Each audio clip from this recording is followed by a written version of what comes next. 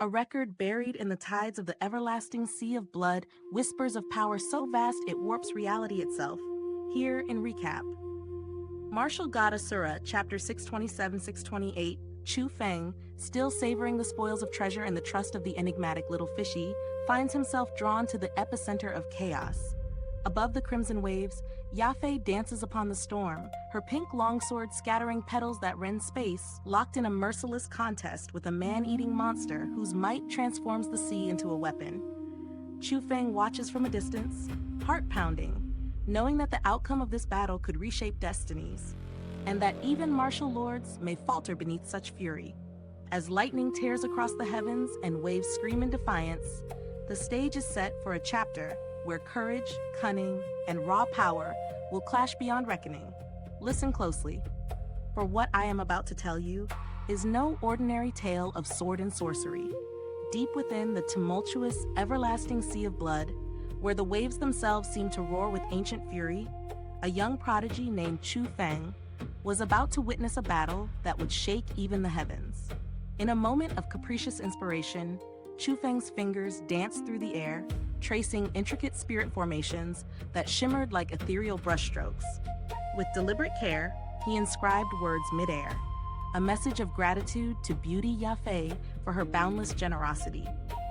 Wu Qing shall accept your gift, and in the days to come, Wu Qing will repay this favor 100-fold, he declared, the characters lingering in the misty currents like floating constellations. Once the words were set, Chu Feng gathered the remaining cultivation treasures, carefully placing them into his cosmos sack. With the wealth of heaven beads now in his possession, he could easily be called one of the young elites of this era, a rising force among the cultivators. Suddenly, a voice pierced the moment. "Wah! Big brother, you're so strong! How did you manage that? Teach me! Teach me!" Little Fishy, the ever-watchful companion who had remained at his side, bounded forward with untamed energy, leaping into Chu Feng's embrace. Her eyes sparkled with admiration, her tiny form radiating an innocent yet cunning vitality. Chu Feng's lips curved in a faint smile as he tapped her forehead gently with his finger. "A gourmand I am," he said softly. "I devour even opportunities with voracious hunger. Little Fishy, heed my words. Do not imitate me. Patience and grace will win hearts more than hunger ever could." "No," Little Fishy pouted, shaking her head with defiance. "I don't care if others like me.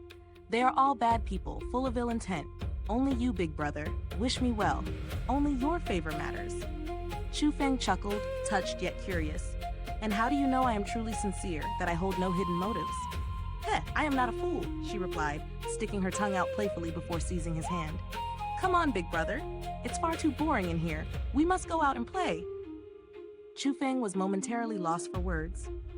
Despite her childlike form, Little Fishy carried the wisdom and caution of one who had survived countless perils alone. Perhaps she was no ordinary child at all, but a rare, ancient entity, one of the natural oddities whose life had spanned millennia. With Little Fishy leading, they departed the hidden treasury, which itself was a marvel of concealment beneath the sea. To the untrained eye, it appeared as nothing more than an immense stone, yet even the slightest probing of spirit power revealed nothing amiss. Only the keen vision of the gold cloak world spiritist could unveil its hidden presence. Had Little Fishy not guided him, Chu Feng would have walked straight into death's embrace. "Where shall we go, Little Fishy?" Chu Feng asked earnestly. "Big brother will follow you anywhere." Her eyes lit up as she tapped her chin thoughtfully, feigning the airs of a strategist. Then, with uncontainable delight, she exclaimed, "That's it! The terrible big sister who captured Big Brother is fighting the man-eating monster. Let's go watch." Chu Feng's brow furrowed. Fear still lingered from his previous calamities, yet he could not deny the thrill of witnessing such a duel. "Very well," he said, lifting Little Fishy gently, "but we shall not go too close this time." With a nod of utmost joy, Little Fishy became a streak of light, carrying Chu Feng across the roiling sea at a speed that defied imagination. Ahead, the everlasting sea of blood churned violently. Explosions cracked across the waves, torrents of energy collided in unrelenting fury, and the heavens themselves were racked with dark clouds, from which lightning leapt like the claws of celestial beasts. Massive sea creatures, stirred by the chaos, roared as they surged through crimson waters. This was a battlefield that only the mightiest could dare approach.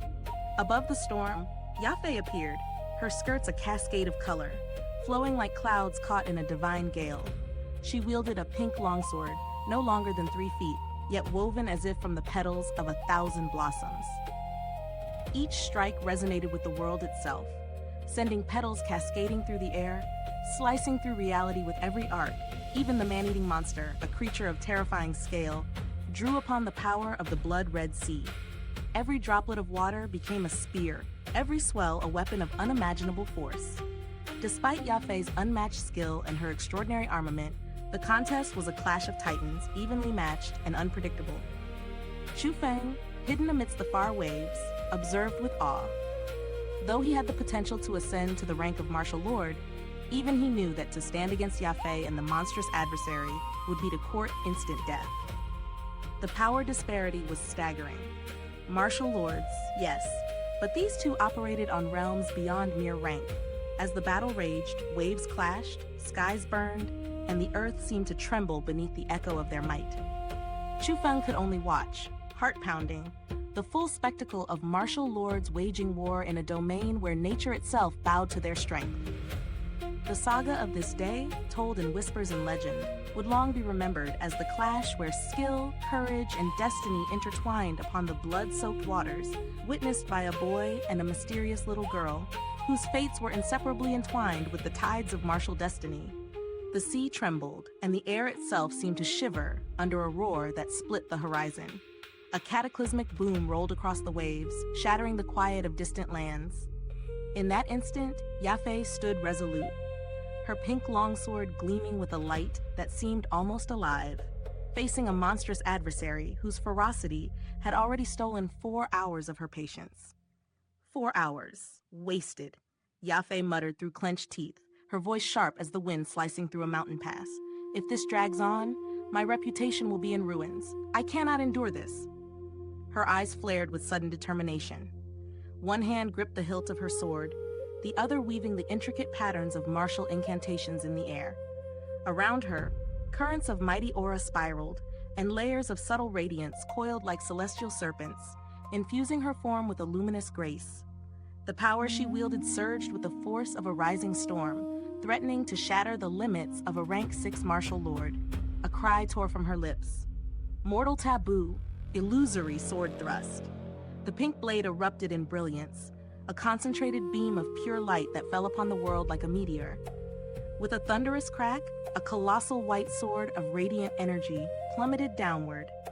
From afar, it appeared as if a bolt of divine lightning had descended from heaven. Yet closer inspection revealed a perfectly formed sword of unimaginable scale, forged from the very essence of light itself. The monster recoiled instinctively, fleeing into the depths of the blood-red sea. The ocean itself responded to the assault, its waves folding into patterned shields reminiscent of ancient tortoise shells.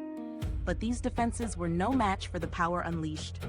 The white sword slammed into the water, erupting in a cataclysmic explosion, hurling seawater in surging torrents, obliterating the monster's defenses with effortless might.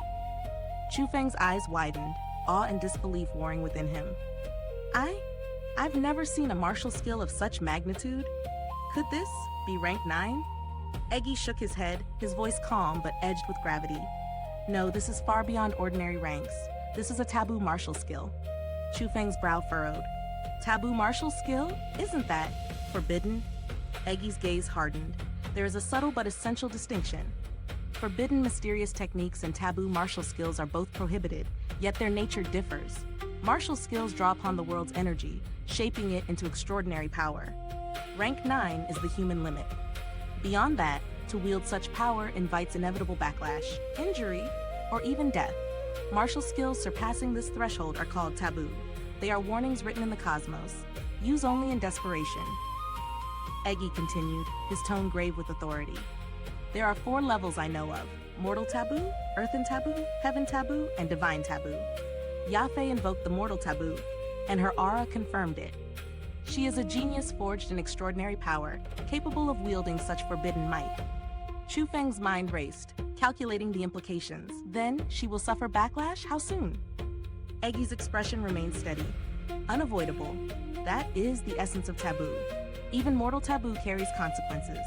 Yet there are methods to temper it. 1. A deep comprehension of the skill itself. 2. Harnessing external power to activate it. Yafei chose the latter. Her weapon amplifies and stabilizes the skill, sparing her the worst of the recoil. The battle raged on. Booms reverberated as swords of white light rained relentlessly from the heavens. Each strike scorched the skies, brightening the dusky world like twin suns descending upon the earth. Waves surged in chaotic symphony, tossing the sea into upheaval. The monster struggled, overwhelmed by the sheer ferocity, its defenses crumbling beneath the relentless onslaught. With a final deafening crash, water shot into the air like piercing blades. The monster let out a cry, a note of pain and despair, before succumbing to unconsciousness beneath the waves. Yafei's lips curved in a faint, satisfied smile. You've endured long under my mortal taboo, illusory sword thrust, but your end has come. Let us see the true nature of the creature you are. Yet she did not strike to kill outright. Instead, she extended her hand, summoning a boundless suction that sought to drag the beast from the ocean's depths. Chu Feng's heart pounded in his chest. No, she cannot capture it. Who knows the torment it might face in her hands? Panic laced his voice, uncertainty gnawing at the edge of fear. Above the turbulent waves, the tale of a mortal girl and her forbidden might had begun to etch itself into legend. The sea churned with 1,000 untold dangers, yet none could match the radiant, unstoppable force that was Yafei's taboo martial skill.